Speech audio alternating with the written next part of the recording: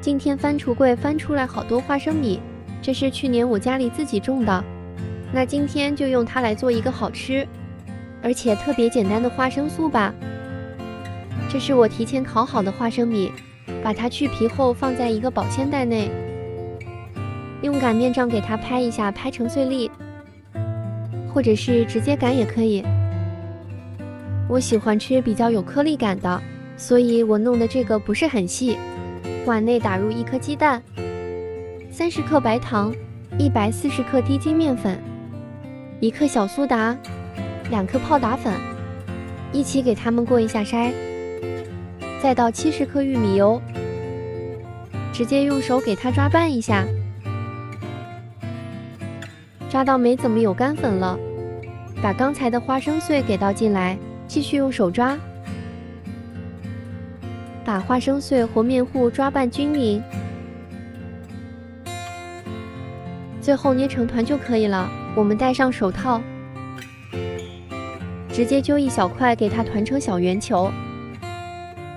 全部团好后放在烤盘内，在每一个花生酥的表面再刷一点蛋黄液，如果家里有黑芝麻的，放一点点黑芝麻。烤箱上下火170度，提前预热5分钟，放在中层烤18到20分钟，很快花生酥就烤好了。为了做出更好吃的口感，今天我做了2种，这个是第一种没有加小苏打和泡打粉的，烤了18分钟，颜色还是可以的，但我试了一下，口感稍微有一点点偏硬，不是那么很酥。还有一种是加了小苏打和泡打粉的，就是我左手边的这个是烤了20分钟。掰开看一下里边，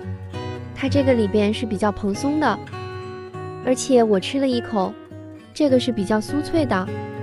2种比较的话，加了小苏打和泡打粉的口感会更好一些，因为它是比较酥脆的，所以如果大家做的话，还是放一些小苏打和泡打粉吧，